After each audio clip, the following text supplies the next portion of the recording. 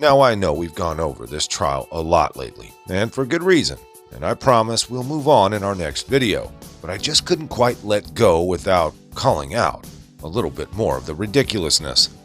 Anyone paying attention to the Rittenhouse trial wasn't surprised by the verdict at all. Not guilty on all charges.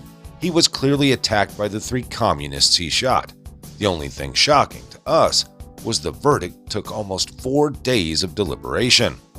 I honestly thought they'd maybe take a smoke break, snarf down a bag of vending machine Fritos, chug a Pepsi, and return with a verdict.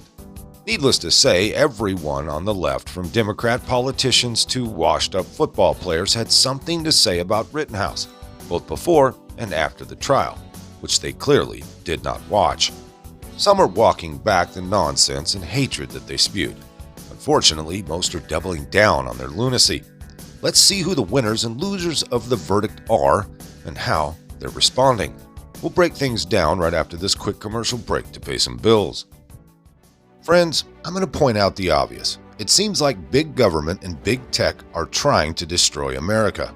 Everything they touch turns into a disaster. Pretty soon the whole system will fall apart, and the first thing to fall will be the food supply chain. So, do you have enough emergency food to get through a serious long-term crisis where you can't get food at the grocery store? Most people don't, and they'll panic when the time comes. That is why the smart move now is to get long-term storage emergency food before things go bad.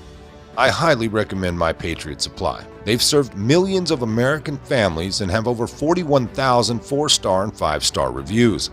Their mission is your survival. And right now, you can save 25% on a 4-week kit of emergency food that will save the day, probably soon.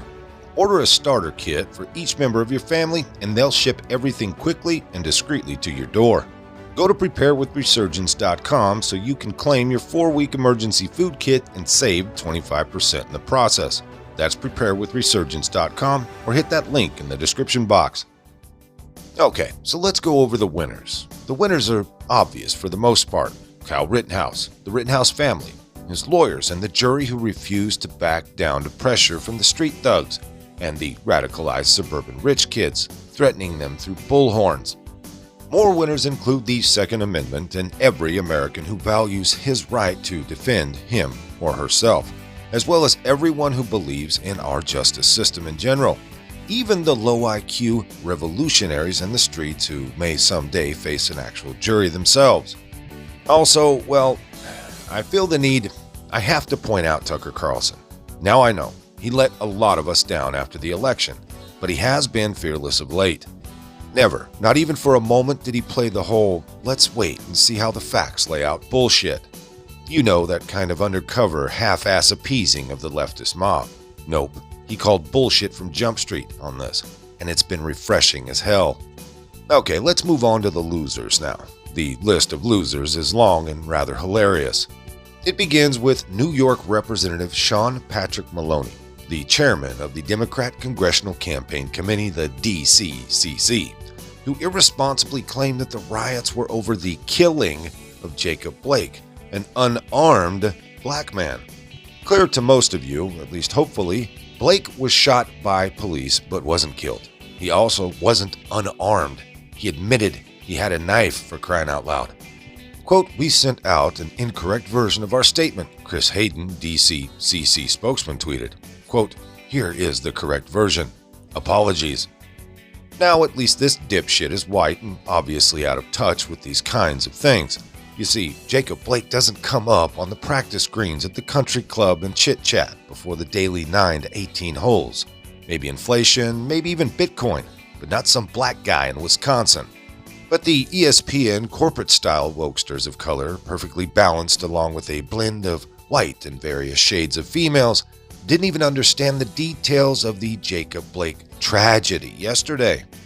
Classically, some overpaid ex-player with the vocabulary of a 15-year-old on the south side of Chicago claimed the same damn thing, and not that it matters, but this grizzly bear in plaid was a black man. It's really just further proof these people could give two shits, just like us, about Jacob Blake or any other loser that finds him or herself on the other side of a police officer's gun. You see, deep down, they really know the idiot had it coming. just like all the rest. Okay, let's move on to Joe Biden and the Democrat Party. Then presidential candidate Biden called Rittenhouse a, quote, white supremacist while campaigning. After the verdict was announced, Biden stated, quote, I stand by what the jury has concluded, but added that he was, quote, angry and concerned.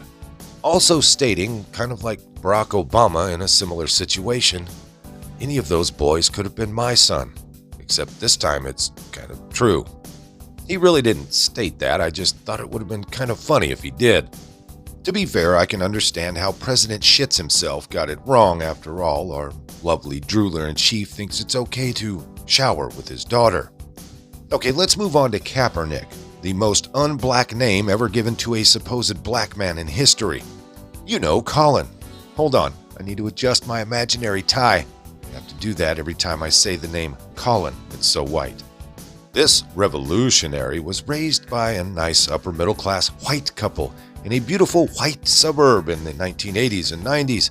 His stance on the situation was no surprise, really, either. Kaepernick, the half-white, half-black former football player who only took a keen interest in black activism after he bottomed out as a football player on the field, is pushing the leftist narrative just as any good, devoted communist would.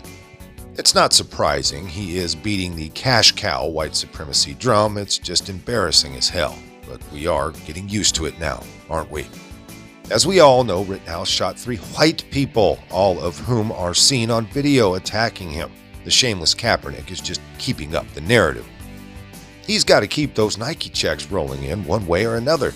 As he has learned, racist, divisive rhetoric pays. He's just loving that Chi-Com cha-ching, so to speak. Talk about someone that deserves a very public beating in the streets. Okay, moving on. So the very ugly MSNBC $1 million homophobe couldn't be crankier that the court system got it right this time.